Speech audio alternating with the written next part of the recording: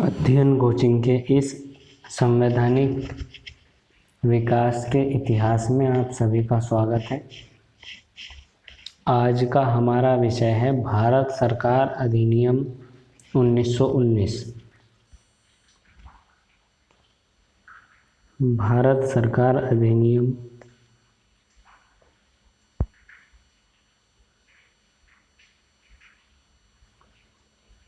भारत सरकार अधिनियम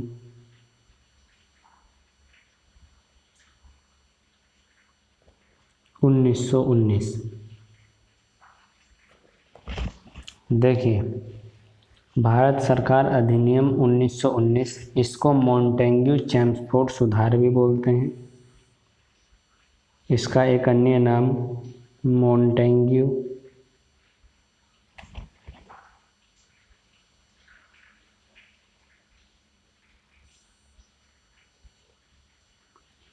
चेम्सफोर्ड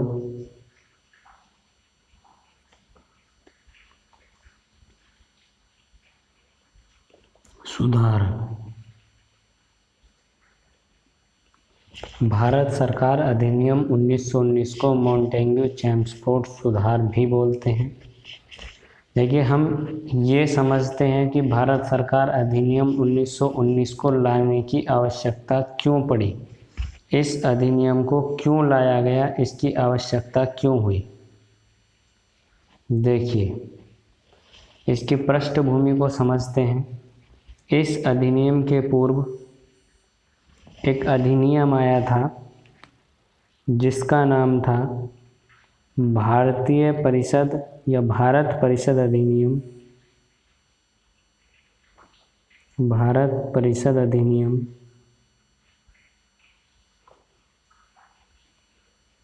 1909।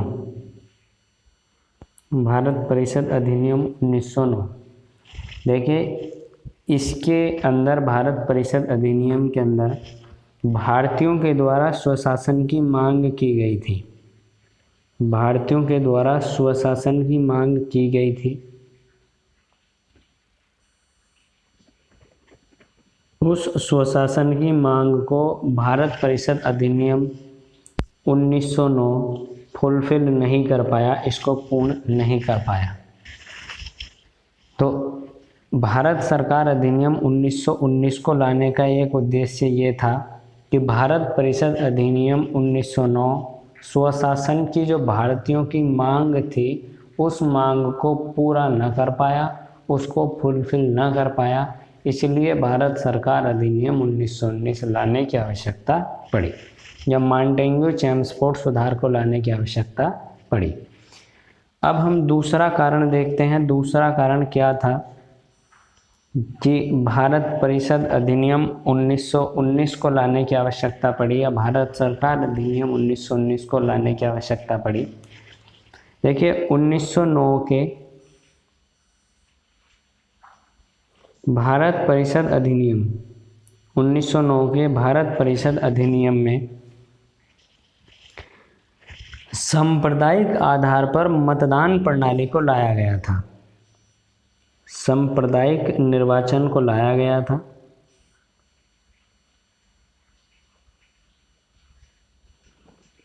सांप्रदायिक निर्वाचन को लाया गया था, और सांप्रदायिक निर्वाचन को लाने के बाद भारतीय जनता में एक असंतोष की भावना उत्पन्न हुई। भारतीय जनता में एक असंतोष की भावना उत्पन्न हुई, और भारत में भारतीय लोगों में जब असंतोष की भावना उत्पन्न हुई सांप्रदायिक निर्वाचन को, देखिए, सांप्रदायिक निर्वाचन के अंदर जो मुस्लिम समुदाय था, मुस्लिम समुदाय को पृथक निर्वाचन क्षेत्र दे दिए गए, या पृथक मतदान का अधिकार उनको दे दिया गया, जिसके कारण भारतीय लोगों में एक असंतोष उत्पन्न हुआ, और उस असंतोष के कारण ही भारत परिषद अधिनियम 1919 की लाने की आवश्यकता हुई। अब हम तीसरा पॉइंट देखते हैं कि भारत परिषद अधिनियम को लाने की जो तीसरी आवश्यकता थी, वो क्या आवश्यकता थी। देखिए, इसको तीसरी आवश्यकता लाने की ये पड़ी कि 1916 में लखनऊ के अंदर मुस्लिम लीग और कांग्रेस के मध्य एक समझौता हुआ। मुस्लिम लीग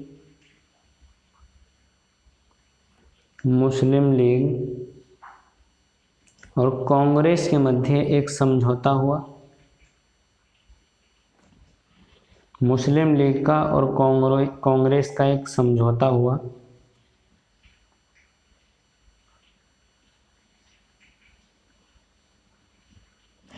और इस समझौते का प्रभाव भारत सरकार अधिनियम 1919 पर प्रत्यक्ष रूप से दिखाई पड़ा। देखिए, जब कांग्रेस और मुस्लिम लीग के मध्य 1916 में समझौता हुआ तो ब्रिटिश गवर्नमेंट को बहुत अलग फील हुआ कि अब परिस्थितियां भारत में बदलने लगी हैं। राष्ट्रवाद की भावना और सांप्रदायिकता जैसी ताकतें, जो सांप्रदायिकता जैसी स्थितियों को हम भारत में लगा रहे थे, कहीं वो स्थितियां पलट न जाएं, क्योंकि मुस्लिम लीग और कांग्रेस समझौता कर रही हैं। तो इसका अर्थ है कि भारत में सांप्रदायिकता जैसी चीज़ों को शून्य किया जा रहा है, और इसलिए जो ब्रिटिश गवर्नमेंट थी उसने भारत सरकार अधिनियम 1919 को लाने की कोशिश की। देखिए, इसके बाद हम नए परिवर्तन देखते हैं कि और क्या मुख्य कारण रहे कि भारत सरकार अधिनियम 1919 को लाया गया। देखिए, होम रूल लीग भारत में चल रहा था। होम रूल लीग आंदोलन या उसके समानांतर बहुत सारे आंदोलन ऐसे थे जो भारत के अंदर राष्ट्रीय चेतना या भारत के अंदर राष्ट्रवाद की भावना को जगा रहे थे, भारतीयों की राष्ट्रीय चेतना को जगा रहे थे। कुछ ऐसे आंदोलन थे जो भारतीयों की राष्ट्रीय चेतना को जगा रहे थे, और उन आंदोलनों को समाप्त करने के लिए भारत सरकार अधिनियम 1919 को लाया गया। देखिए, प्रथम विश्व युद्ध में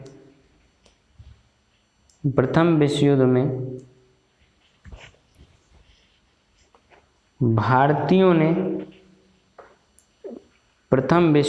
फर्स्ट वर्ल्ड वॉर में, प्रथम विश्व युद्ध में,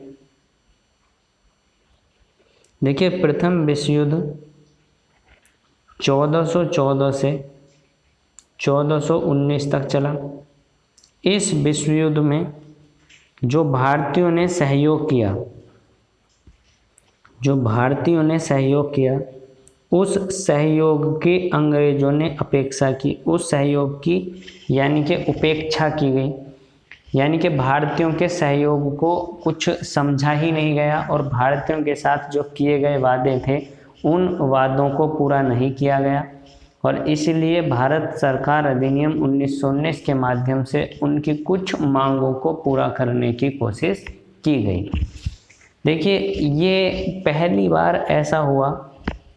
देखिए, पहले इसको एक बार समझते हैं।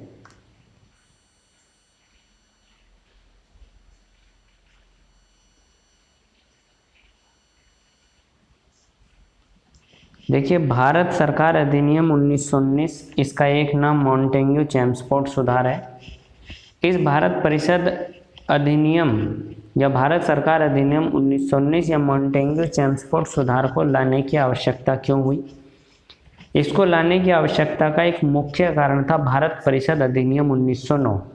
देखिए, इसके अंतर्गत जो भारतीयों की एक डिमांड थी स्वशासन की, उस स्वशासन की डिमांड को फुलफिल नहीं किया गया। तो उस स्वशासन की डिमांड को फुलफिल करने के लिए भारत परिषद अधिनियम या भारत सरकार अधिनियम 1919 लाया गया। 1909 में सांप्रदायिक निर्वाचन जैसी व्यवस्थाएं लाई गई थी, जिसके माध्यम से सांप्रदायिक आधार पर मुस्लिमों को पृथक निर्वाचन क्षेत्र दिए गए थे, और इसी कारण से जनता, जो मुस्लिम जनता के प्रति नॉन मुस्लिम जनता में एक असंतोष की भावना उत्पन्न हुई। उस भावना को ख़त्म करने के लिए जो भारत सरकार अधिनियम 1919 लाया गया, और उसी के साथ साथ भारत में राष्ट्रीय चेतना भारत में राष्ट्रीय चेतना जो बहुत सारे आंदोलन चल रहे थे, जैसे अगर हम बात करें तो होम रूल लीग आंदोलन हुआ।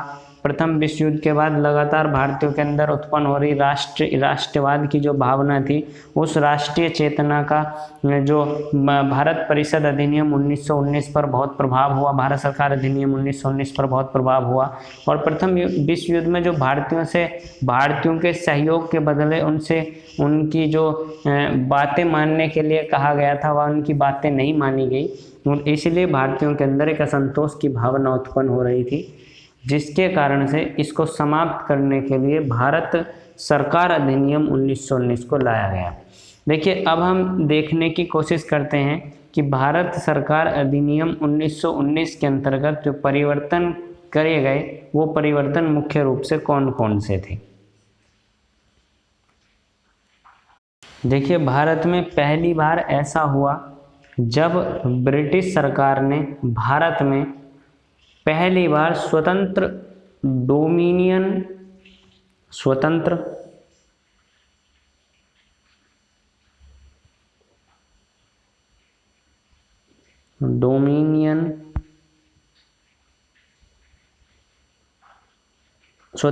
डोमिनियन यानी कि स्वशासन की बात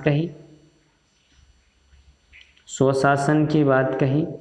देखिए, ये प्रश्न बन सकता है कि भारत में जो स्वतंत्र डोमिनियन या स्वशासन की बात की गई थी, वह भारत के कौन से अधिनियम के अंतर्गत की गई थी। तो भारत सरकार अधिनियम 1919 में जो डोमिनियन या स्वशासन की स्थिति प्रदान करने की बात भारत के संबंध में कही गई थी। देखिए, अब इसके अंतर्गत हम परिवर्तन देखते हैं, क्या परिवर्तन हुए। पहला परिवर्तन देखते हैं। देखिए, पहला परिवर्तन भारत सरकार अधिनियम 1919 के द्वारा इस अधिनियम में एक शब्दावली आई जिसका नाम था उत्तरदायी शासन।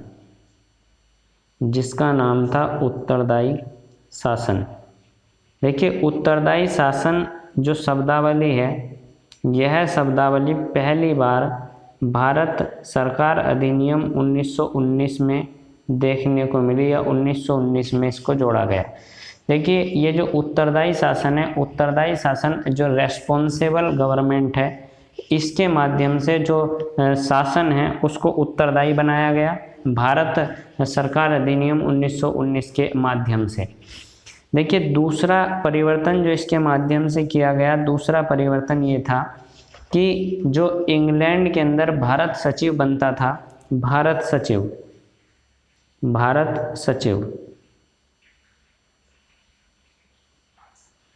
देखिए, भारत सचिव को 1793 से जो उसका खर्च था, भारत सचिव और उसकी जो परिषद थी उसका खर्च था, उस खर्च को 1793 से भारतीय राजस्व से दिया जाता था, भारतीय राजस्व से इसको दिया जाता था। लेकिन 1919 में इसमें परिवर्तन किया गया और 1919 में भारत सचिव का जो खर्च था इसको ब्रिटिश राजस्व से दिए जाने की बात कही गई, ब्रिटिश राजस्व से दिए जाने की बात कही गई। यानी कि भारत के अंदर पहली बार स्वतंत्र डोमिनियन की बात कही गई, स्वशासन की बात कही गई भारत सरकार अधिनियम 1919 में। दूसरा, उत्तरदायी शासन जैसी शब्दावली का उपयोग इसमें किया गया, रेस्पॉन्सिबल गवर्नमेंट का इसमें बात कही गई। भारत सचिव का जो वेतन था या उसके ऊपर जो होने वाला खर्च था वह 1793 से भारतीय राजस्व से दिया जाता था, और 1919 के भारत शासन अधिनियम में इसको कहा गया कि अब यह खर्च भारत के राजस्व से नहीं दिया जाएगा और इसको ब्रिटिश राजस्व से दिया जाएगा।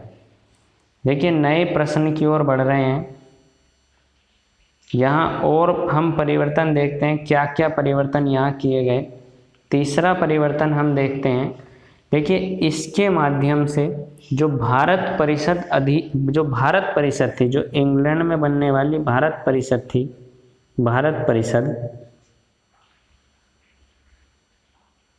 भारत परिषद के सदस्यों की न्यूनतम संख्या 8। भारत परिषद के न्यूनतम सदस्यों की संख्या को 8 सीमित किया गया। न्यूनतम सदस्य 8 और अधिकतम सदस्य 12 होंगे। देखिए, भारत सरकार अधिनियम 1919 के माध्यम से ये कहा गया कि जो भारत परिषद है, भारत परिषद में कम से कम 8 सदस्य और अधिक से अधिक 12 सदस्य होंगे। देखिए, इसमें पहली बार ऐसा परिवर्तन हुआ कि जो भारत सचिव था, देखिए भारत जो परिषद थी उसका मुखिया भारत सचिव था, भारत सचिव, और भारत सचिव की सहायता के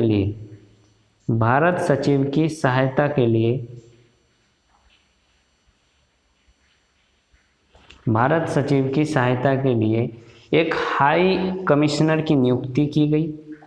सहायता के लिए एक हाई कमिश्नर की नियुक्ति की गई। देखिए, हाई कमिश्नर की नियुक्ति की गई कि जो भारत सचिव है, भारत सचिव की सहायता के लिए एक हाई कमिश्नर नियुक्त किया जाएगा जो भारत सचिव की सहायता करेगा। देखिए, इसी अधिनियम के माध्यम से जो चौथा सबसे बड़ा परिवर्तन आया वह यह परिवर्तन था कि भारत में पहली बार प्रत्यक्ष निर्वाचन जैसी प्रक्रियाएं अपनाई गई। भारत में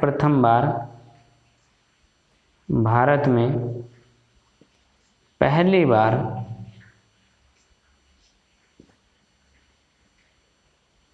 प्रत्यक्ष निर्वाचन,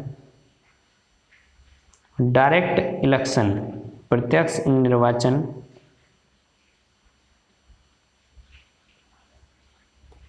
को अपनाया गया।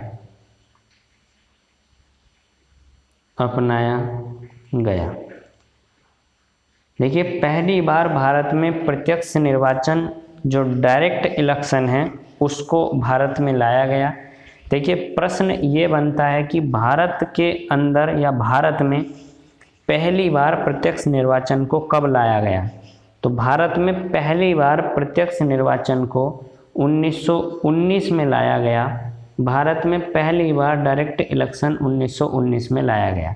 देखिए, इसके माध्यम से हम समझने का प्रयास करते हैं कि देखिए यहाँ इसी क्रम में एक मुख्य परिवर्तन और हुआ कि यहाँ महिलाओं को भी मतदान का अधिकार दिया गया। महिलाओं को भी मतदान का अधिकार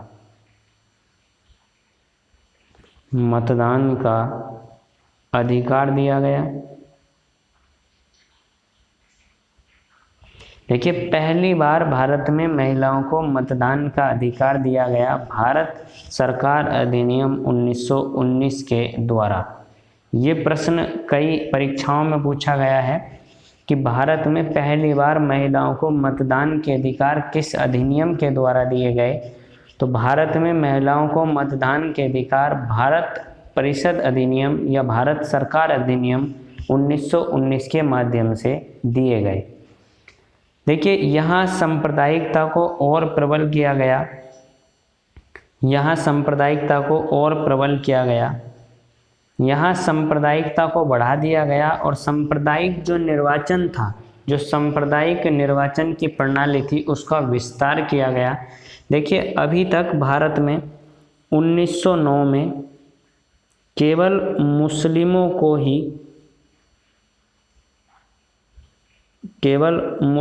को ही पृथक निर्वाचन दिया गया था।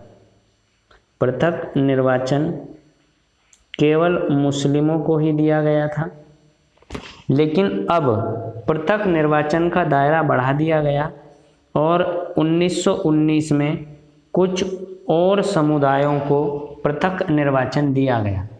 देखिए, इसके अंदर जैसे सिखों को पृथक निर्वाचन दिया गया, सिखों को पृथक निर्वाचन क्षेत्र दिए गए, ईसाइयों को पृथक निर्वाचन क्षेत्र दिए गए, ईसाइयों को पृथक निर्वाचन क्षेत्र दिए गए, आंग्ल भारतीयों को, एंग्लो इंडियन, आंग्ल भारतीयों को पृथक निर्वाचन क्षेत्र दिए गए और यूरोपीय लोगों को भी पृथक निर्वाचन क्षेत्र दिए गए।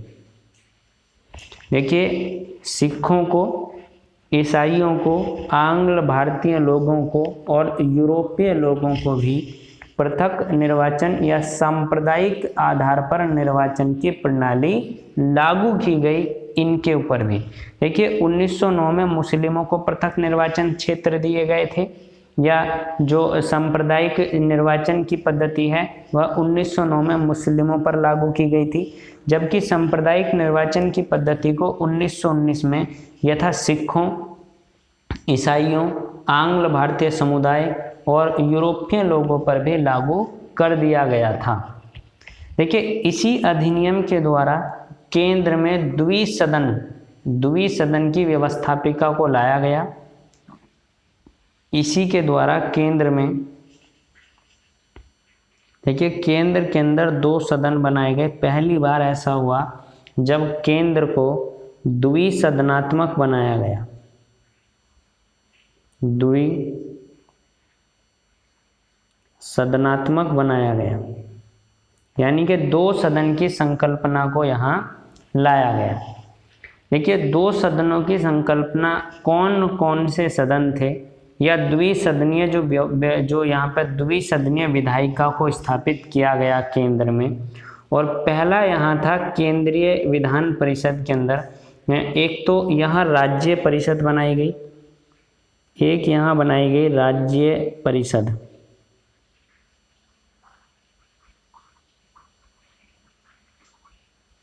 राज्य परिषद,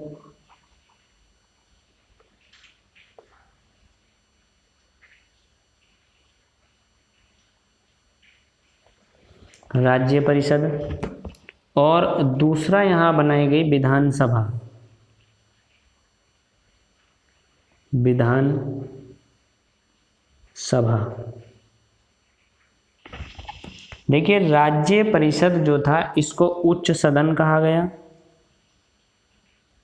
उच्च सदन। जैसे आज उच्च सदन हम राज्यसभा को कहते हैं, इसी प्रकार से राज्य परिषद को 1919 के भारत सरकार अधिनियम में राज्य परिषद को उच्च सदन कहा गया, जबकि विधानसभा इसकी तुलना आज की लोकसभा से की जा सकती है। विधानसभा को निम्न सदन कहा गया, विधानसभा को निम्न सदन कहा गया। देखिए, भारत सरकार अधिनियम 1919 में जो राज्य परिषद थी इसको उच्च सदन कहा गया और विधानसभा को निम्न सदन कहा गया। देखिए, इसके अंतर्गत द्विसदनात्मक विधानमंडल स्थापित किए गए और उच्च सदन राज्य परिषद की जो सदस्य संख्या थी, कुल सदस्य संख्या, वह कुल सदस्य संख्या थी 60। यहाँ कुल कितने सदस्य बनाए गए? राज्य परिषद में कुल 60 सदस्य बनाए गए और इनमें से 34 सदस्यों को निर्वाचित किया गया। ये वो सदस्य थे जो निर्वाचित थे, जो इलेक्टेड सदस्य थे।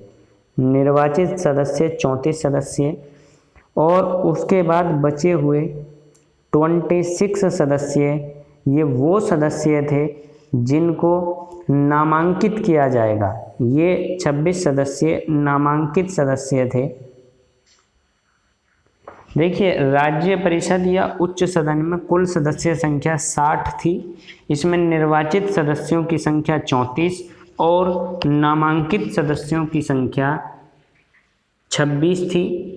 और इसका जो कार्यकाल था, इसका कार्यकाल था 5 वर्ष। उच्च सदन या राज्य परिषद का कार्यकाल कितने वर्ष का था? 5 वर्ष का। अब हम देखते हैं विधानसभा। देखिए, विधानसभा की जो कुल सदस्य संख्या थी विधानसभा की कुल सदस्य संख्या, विधानसभा में कुल सदस्य संख्या 145 सदस्य इसमें बनाए गए। 145 सदस्यीय विधानसभा केंद्रीय विधानसभा में थे। इनमें से 104 सदस्यों का निर्वाचन होता था। 104 सदस्य निर्वाचित सदस्य थे, जबकि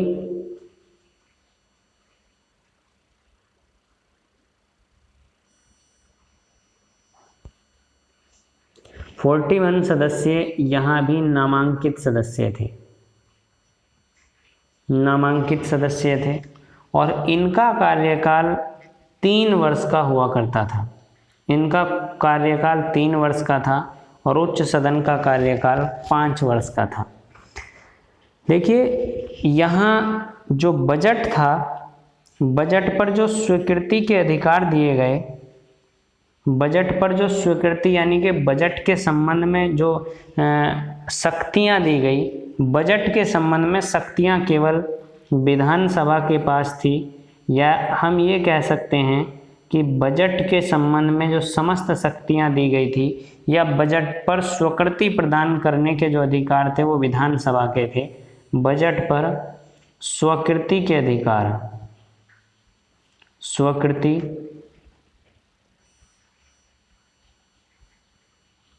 के अधिकार विधानसभा के पास थे। देखिए बजट पर स्वीकृति के संबंध में राज्य परिषद या उच्च सदन के पास कोई अधिकार नहीं था। यहाँ सारे अधिकार केवल और केवल विधानसभा के पास थे। अब देखिए यहाँ ये समझना होगा कि भारत सरकार अधिनियम 1919 के अंतर्गत केंद्र में द्विसदन की विधायिका को लाया गया। इसमें 2 सदन, एक राज्य परिषद जिसमें सदस्यों की संख्या 60, जिसको हम उच्च सदन कहेंगे, सदस्यों की संख्या 60, जिनमें से 34 सदस्यों का निर्वाचन और 26 सदस्यों का नामांकन किया जाएगा और इनका कार्यकाल 5 वर्ष का होगा। इसी के पैरेलल, इसी के समांतर एक विधानसभा बनाई गई दूसरे सदन के तौर पर, और इसको हम निम्न सदन से संबोधित कर रहे हैं। इसमें सदस्यों की संख्या 145 निश्चित की गई और 104 सदस्य इसमें निर्वाचित और 41 सदस्य इसमें नामांकित थे और इनका कार्यकाल 3 वर्ष का था। देखिए यहाँ पर जो बजट पर स्वीकृति के अधिकार थे वह केवल विधानसभा को दिए गए। बजट के संबंध में विधान परिषद, राज्य परिषद को कोई अधिकार नहीं था कि वह बजट पर स्वीकृति दे सकें। देखिए इसी के बाद जो 1919 का मेजर परिवर्तन है, यहाँ देखते हैं 1919 में जो मेजर परिवर्तन देखने को मिला, और यह अब तक का सबसे मुख्य पॉइंट है कि 1919 के भारत सरकार अधिनियम में या 1919 के एक्ट की जो मुख्य विशेषता थी, यह मुख्य विशेषता थी कि प्रांतों में द्वैध शासन की स्थापना की गई। प्रांतों में द्वैध शासन की स्थापना की गई। प्रांतों में द्वैध शासन की स्थापना की गई। द्वैध शासन स्थापित किया गया। देखिए प्रांतों में द्वैध शासन की स्थापना की गई, प्रांतों में द्वैध शासन को लाया गया। देखिए इसके लिए केंद्रीय और प्रांतीय विषयों को अलग अलग किया गया। केंद्रीय विषय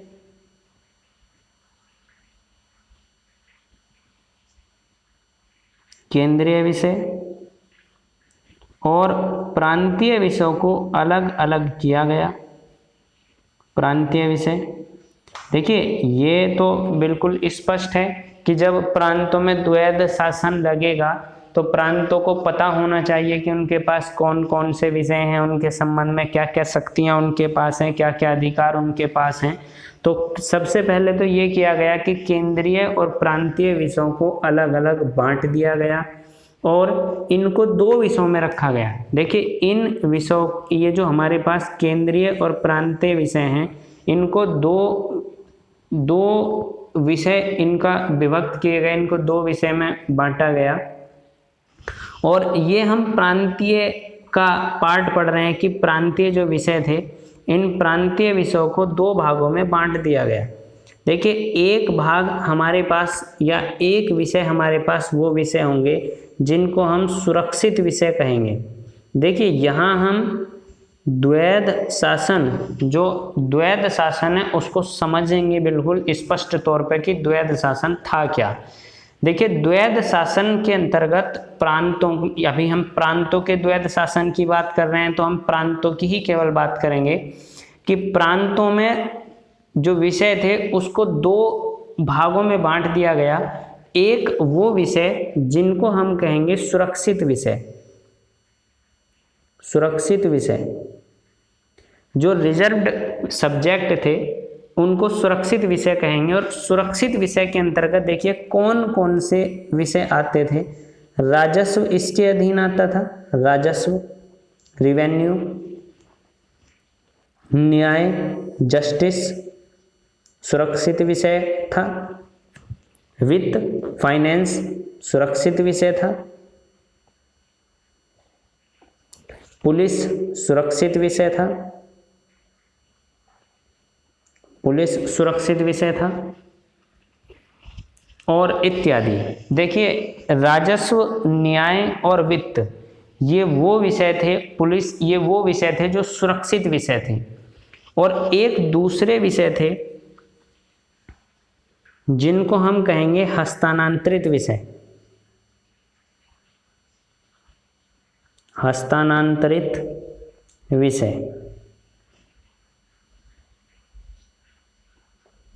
हस्तांतरित विषय देखिए इसके अंतर्गत ऐसे विषय आते थे जैसे स्थानीय स्वशासन, स्थानीय स्वशासन,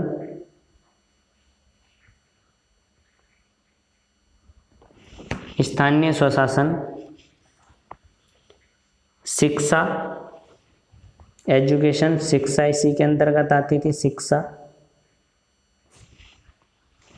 स्वास्थ्य इसी के अंतर्गत आता था, स्वास्थ्य। देखिए स्थानीय स्वशासन, शिक्षा और स्वास्थ्य जैसे विषय थे, ये विषय हस्तांतरित यानी कि ट्रांसफर्ड सब्जेक्ट थे। और यहाँ थोड़ा समझना ये है कि देखिए यहाँ प्रांतों में द्वैध शासन को लाया गया, प्रांतों में द्वैध शासन हम स्थापित कर रहे हैं, तो प्रांतीय विषयों को पुनः 2 भागों में बांट दिया गया। और प्रांतीय विषयों के 2 भाग, एक सुरक्षित विषय और एक हस्तांतरित विषय बना दिए गए। यहाँ सुरक्षित विषय में राजस्व हो गया, न्याय और वित्त और पुलिस ये सुरक्षित विषय बनाए गए।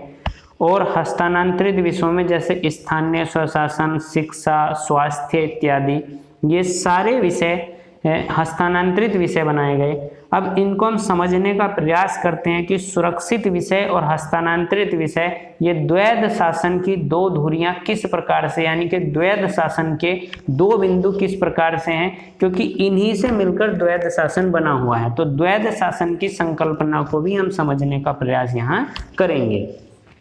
देखिए ये जो सुरक्षित विषय थे, इन सुरक्षित विषयों पर जो कानून बनाने का अधिकार था वो अधिकार गवर्नर और उसकी परिषद को था। देखिए सुरक्षित विषयों पर कानून बनाने के जो अधिकार थे वह गवर्नर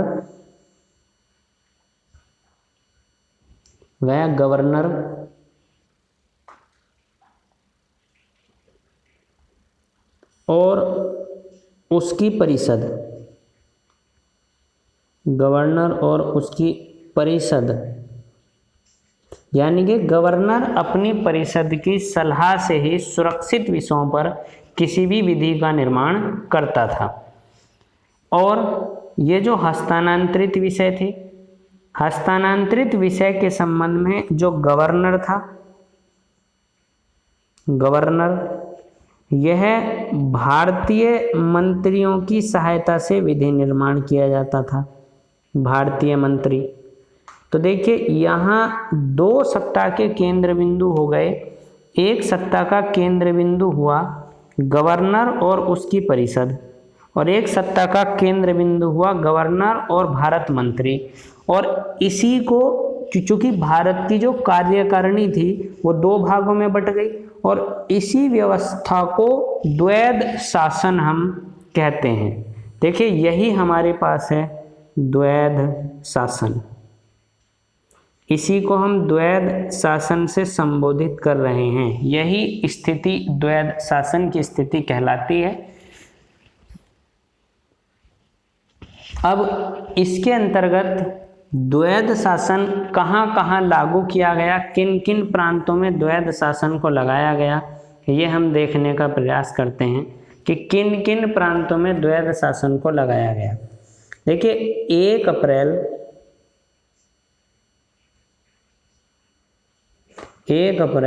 1921 को द्वैध शासन को बंगाल में लगाया गया।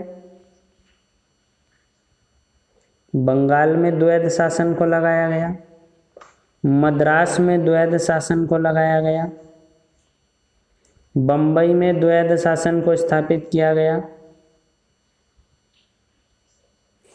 उत्तर प्रदेश यूनाइटेड प्रोविंस में उत्तर प्रदेश में द्वैध शासन को लगाया गया, पंजाब में द्वैध शासन को लगाया गया, बिहार में द्वैध शासन को लगाया गया, उड़ीसा में द्वैध शासन को लगाया गया,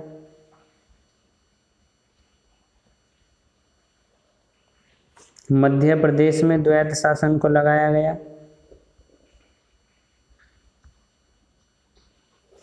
असम के अंदर असम में द्वैध शासन को लगाया गया।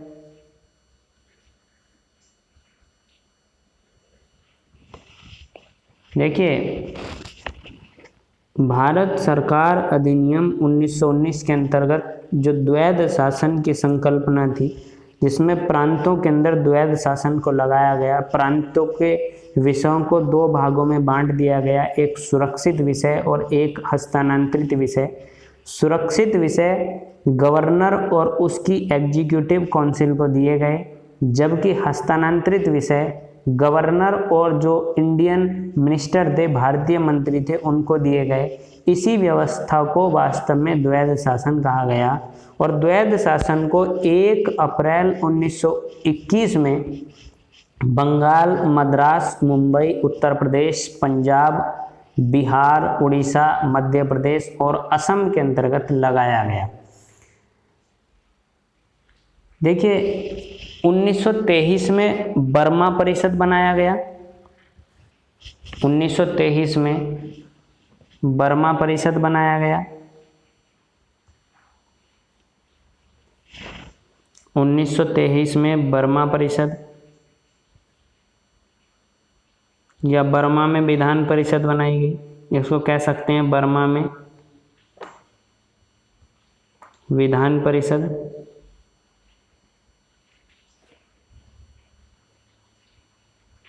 बर्मा में विधान परिषद स्थापित की गई।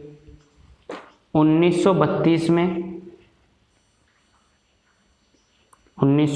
में उत्तर पश्चिमी सीमा प्रांत में द्वैध शासन की स्थापना की गई। यहाँ पर भी द्वैध शासन की स्थापना की गई। देखिए प्रश्न ये है कि बर्मा में द्वैध शासन को कब स्थापित किया गया। तो देखिए बर्मा में 1923 में विधान परिषद स्थापित की गई और द्वैध शासन को यहाँ लगाया गया। 1932 में उत्तर पश्चिमी प्रांत है, उत्तर पश्चिमी सीमा प्रांत, इसमें भी द्वैध शासन की स्थापना की गई।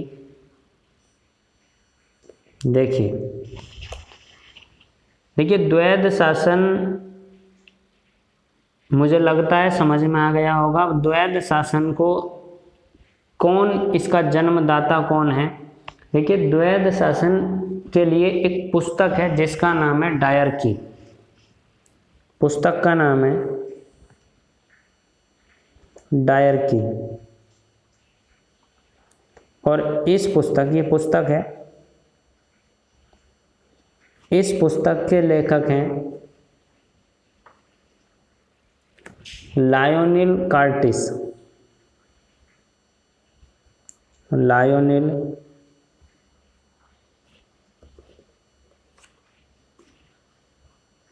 कार्टिस। देखिए, लायोनेल कार्टिस ने पहली बार अपनी पुस्तक डायरकी में द्वैध शासन का उपयोग किया था। इस पुस्तक के अंदर, डायरकी पुस्तक लायोनेल कार्टिस की पुस्तक है और इस पुस्तक में पहली बार द्वैध शासन का उपयोग किया गया था। तो हम ये कह सकते हैं कि द्वैध शासन का जो जन्मदाता है या द्वैध शासन के जन्मदाता लायोनेल कार्टिस हैं। अब इसी के अंतर्गत हम आगे बढ़ते हुए देखते हैं। देखिए, इस अधिनियम के द्वारा भारत में एक लोक सेवा आयोग के गठन का प्रावधान किया गया। भारत में एक लोक सेवा आयोग, एक लोक सेवा आयोग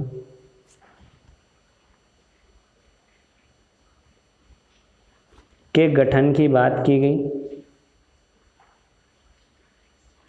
यानी कि भारत में पब्लिक सर्विस कमीशन बनाया जाएगा और इसका गठन गवर्नर के द्वारा किया जाएगा। यह भारत सरकार अधिनियम 1919 के अंतर्गत इसको लिखा गया।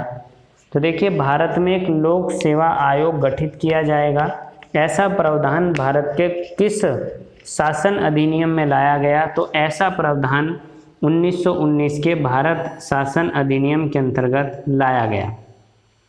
अब देखते हैं। देखिए, यहाँ भारत जो सचिव था, भारत सचिव, देखिए जो भारत सचिव था, भारत सचिव को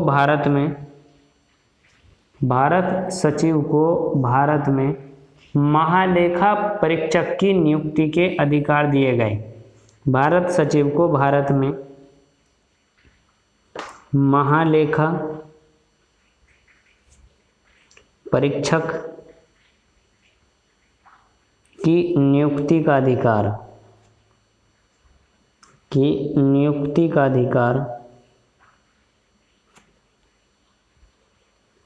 देखिए, भारत सचिव को ये अधिकार दिया गया कि वह भारत में महालेखा परीक्षक की नियुक्ति कर सकता है।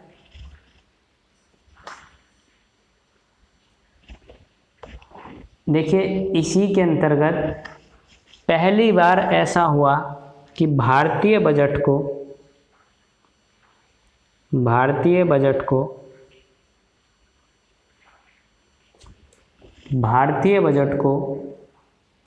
दो भागों में बांट दिया गया और भारतीय बजट दो भागों में इस प्रकार से बांटा गया कि बजट को एक केंद्रीय बजट के रूप में, एक भाग इसका केंद्रीय बजट हो गया और दूसरा भाग इसका प्रांतीय बजट हो गया।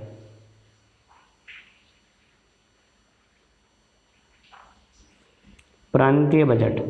तो देखिए, बजट अब दो भागों में बट गया 1919 के भारत शासन अधिनियम में, और अब केंद्रीय बजट और प्रांतीय बजट जैसी या राज्य बजट जैसी शब्दावली यहाँ आ गई। तो समझना ये है कि किस अधिनियम के द्वारा भारत में बजट को बांट दिया गया। तो भारत सरकार अधिनियम 1919 में बजट को केंद्रीय बजट और प्रांतीय बजट के रूप में विभाजित या पृथक कर दिया गया। देखिए, इसी के अंतर्गत एक मुख्य परिवर्तन और आया कि भारत में प्रत्यक्ष निर्वाचन को लगाया गया था। प्रत्यक्ष निर्वाचन को भारत में लगाया गया और प्रत्यक्ष निर्वाचन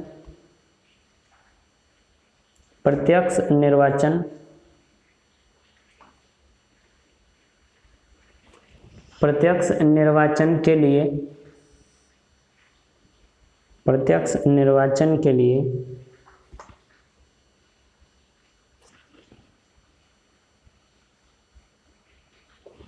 प्रत्यक्ष निर्वाचन के लिए पहली बार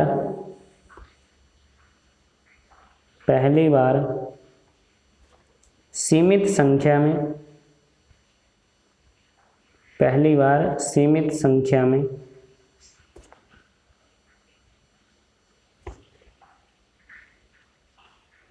संपत्ति एवं कर को आधार बनाया गया। संपत्ति एवं कर को यानी कि टैक्स को आधार बनाया गया।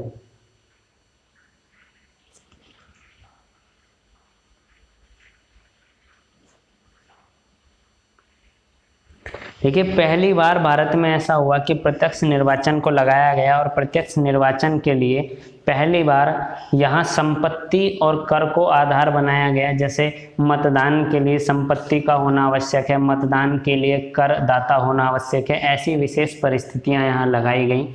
और इसी के साथ भारत सरकार अधिनियम 1919 समाप्त हुआ। एक बार हम भारत सरकार अधिनियम 1919 का रिवीजन देखते हैं रिवीजन। देखिए, भारत सरकार अधिनियम 1919, इसका नाम था मॉन्टेग्यू चेम्सफोर्ड सुधार। और इसको लाने की जो वजह थी, जो लाने की इसकी आवश्यकता थी, वो आवश्यकता क्यों हुई? देखिए, भारत परिषद अधिनियम 1909 में जो कमियां, जो त्रुटियां रह गई थी, उन त्रुटियों की पूर्ति के लिए भारत सरकार अधिनियम 1919 को लाया गया। यह त्रुटि स्वशासन से संबंधित थी। भारतीय लगातार स्वशासन की डिमांड कर रहे थे और इस डिमांड को भारत सरकार अधिनियम 1909 में पूर्ति नहीं किया गया। इसलिए इसकी पूर्ति करने के लिए भारत सरकार अधिनियम 1919 को लाया गया। दूसरा परिवर्तन था कि 1909 में भारत में सांप्रदायिक निर्वाचन मुस्लिमों को दिया गया, जिसके कारण नॉन मुस्लिम जनता आक्रोशित हुई, उनके अंदर असंतोष की भावना उत्पन्न हो गई। और इस असंतोष की भावना, देखिए, जो ब्रिटिश सरकार थी वह कभी नहीं चाहती थी कि जो भारत में 1857 जैसे या अन्य प्रकार के हालात जो हैं वो फिर दोबारा से उत्पन्न हो। इसलिए यहाँ इसको समाप्त करने के लिए असंतोष को भारत सरकार अधिनियम 1919 को लाया गया। फिर 1916 में मुस्लिम लीग और कांग्रेस का समझौता हुआ। तो ब्रिटिश गवर्नमेंट कभी नहीं चाहती थी कि भारत में जो है सांप्रदायिक जो स्थितियां हैं वो सामान्य हों। यह लगातार सांप्रदायिक स्थितियों को जन्म दे रही थी। तो मुस्लिम लीग और कांग्रेस जब एक साथ आ गए, यानी कि इनके मध्य समझौता हुआ, तो ये स्थिति ब्रिटिश गवर्नमेंट को घातक लगी और उसने क्या किया, इससे निपटने के लिए भारत सरकार अधिनियम 1919 को लाया। देखिए, भारत के अंदर होम रूल लीग जैसे आंदोलन चलाए जा रहे थे, जिसके कारण भारत में लगातार राष्ट्रीय चेतना, राष्ट्रवाद की भावनाएं जाग रही थी। और इसी के लिए इसी को समाप्त करने के लिए, इसी को ऐसा कह सकते हैं कि इससे ध्यान भटकाने के लिए भारत सरकार अधिनियम 1919 को लाया गया। देखिए, प्रथम विश्व युद्ध में जो वादे भारत के लोगों से किए गए थे उनको अंग्रेज सरकार ने पूर्ति नहीं किया और भारतीयों ने जो सहयोग किया था उनकी सहयोग की यहाँ उपेक्षा की गई। और इसलिए भी भारत परिषद अधिनियम या भारत सरकार अधिनियम 1919 लाने की आवश्यकता हुई। देखिए, इसके अंतर्गत भारत सरकार अधिनियम 1919 के अंतर्गत जो मुख्य परिवर्तन आए उन परिवर्तनों को देखते हैं। देखिए, इसमें सबसे पहले ये कहा गया कि भारत को स्वतंत्र डोमिनियन यानी कि स्वशासन घोषित कर दिया गया या घोषित किया जाएगा। इसमें डोमिनियन, स्वतंत्र डोमिनियन जैसी शब्दावली देखने को मिली। फिर इसमें उत्तरदायी शासन का जिक्र किया गया और प्रश्न बनता है कि उत्तरदायी शासन का जो पहली बार भारत में जो जिक्र हुआ वह कब हुआ, तो 1919 के भारत सरकार अधिनियम में पहली बार उत्तरदायी शासन जैसी शब्दावली आई।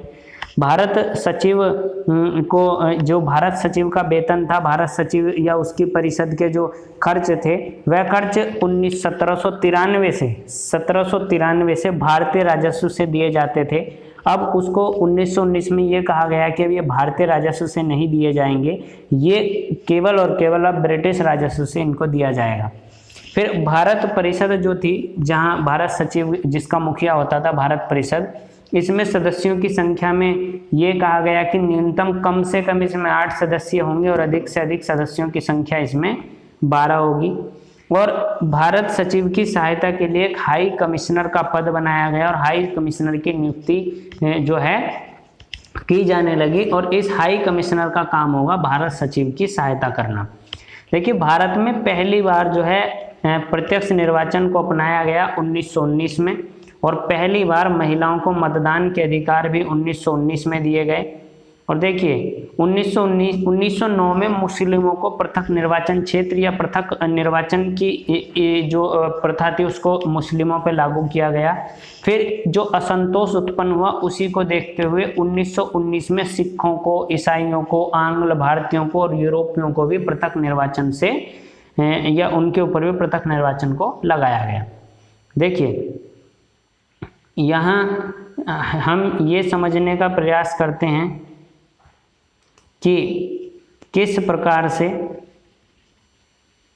द्वैध शासन, या पहले हम समझते हैं कि द्विसदनात्मक जो विधायिका केंद्र के अंदर लगाई गई, उस द्विसदनात्मक विधायिका को समझने का प्रयास करते हैं। देखिए, केंद्र में 2 सदन बनाए गए, एक राज्य परिषद और एक विधानसभा। राज्य परिषद को उच्च सदन कहा गया, इसमें कुल 60 सदस्य थे और इनमें 34 सदस्यों का निर्वाचन था, जबकि 26 सदस्यों का नामांकन था, ये नामांकित होते थे। और राज्य परिषद या उच्च सदन का जो कार्यकाल था वह 5 वर्ष का था। देखिए, विधानसभा इसको निम्न सदन कहते थे और इसकी कुल सदस्य संख्या 145 थी। 104 सदस्यों का इसमें निर्वाचन किया जाता था, जबकि 41 सदस्य इसमें नामांकित होते थे और विधानसभा का कार्यकाल 3 वर्ष का था। बजट पर स्वीकृति देने का जो अधिकार था वह केवल और केवल विधानसभा को दिया गया था। देखिए, 1919 के एक्ट के माध्यम से प्रांतों में द्वैध शासन लगाया गया और प्रांतों के जो विषय थे उनको 2 भागों में बांट दिया गया। एक विषय सुरक्षित विषय थे, जिसके अंदर राजस्व, न्याय और वित्त, पुलिस आते थे। दूसरे हस्तांतरित विषय थे, जैसे जो स्थानीय स्वशासन, लोकल बॉडी गवर्नमेंट हो गई, और एजुकेशन, शिक्षा हो गई, स्वास्थ्य, हेल्थ हो गई, ये विषय हस्तांतरित विषय थे। देखिए, सुरक्षित विषयों पर विधि बनाने का अधिकार गवर्नर और या जो इनके संबंध में सलाह करने का अधिकार गवर्नर को गवर्नर की परिषद से दिया गया, जबकि हस्तांतरित विषयों पर गवर्नर को सलाह के अधिकार गवर्नर और भारतीय मंत्रियों से सलाह के अधिकार दिए गए। देखिए, इसी पूरी व्यवस्था को हमने द्वैध शासन का नाम दिया गया और 1 अप्रैल 1921 को द्वैध शासन को बंगाल, मद्रास, बम्बई, उत्तर प्रदेश यानी कि संयुक्त प्रांत, यूनाइटेड प्रोविंस, पंजाब, बिहार, उड़ीसा, मध्य प्रदेश, असम के अंदर इसको लागू किया गया। 1923 में बर्मा में विधान परिषद बनाई गई और बर्मा में 1923 में विधान परिषद बनाने के बाद द्वैध शासन को लागू कर दिया गया। 1932 में जो उत्तर पश्चिमी सीमा प्रांत है, उत्तर पश्चिमी सीमा प्रांत में इसको लागू कर दिया गया। देखिए, पुस्तक है जिसका नाम है डायर की, और डायर की पुस्तक को लिखा है लायोनेल कार्टिस ने, और इसके अंतर्गत पहली बार द्वैध शासन को दिखाया गया है। तो द्वैध शासन के जन्मदाता कौन है? Lionel Curtis. देखिए, 1919 के भारत सरकार अधिनियम में एक लोक सेवा आयोग के गठन की बात की गई कि भारत में पब्लिक सर्विस कमीशन आयोग होगा जो उच्च पदों के लिए नियुक्तियां करेगा। देखिए, भारत सचिव को यह अधिकार दिए गए कि वह महालेखा परीक्षक की नियुक्ति भारत में कर सकता है। भारतीय बजट को पृथक कर दिया गया, भारतीय बजट को 2 भागों में बांट दिया गया, एक केंद्रीय बजट और एक प्रांतीय बजट, यानी कि अब केंद्र का बजट अलग आएगा और प्रांतों का बजट अलग आएगा। फिर देखिए, यहाँ प्रत्यक्ष निर्वाचन जो डायरेक्ट चुनाव था उसके लिए पहली बार ऐसा हुआ जब संपत्ति और टैक्स को आधार बनाया गया, यानी कि वही व्यक्ति यहाँ मतदान कर सकते हैं जो एक निश्चित जो स्थिति में संपत्ति और कर देते होंगे। धन्यवाद। आज की क्लास यहीं समाप्त है। अब हमारा अगला विषय होगा भारत सरकार अधिनियम 1935। देखिए हमसे जुड़ने के लिए हमारे चैनल को लाइक करें, हमारी वीडियोस को लाइक करें, चैनल को सब्सक्राइब करें और शेयर करें और बेल आइकन को हमारे नोटिफिकेशन पाने के लिए ज़रूर दबाएं। धन्यवाद।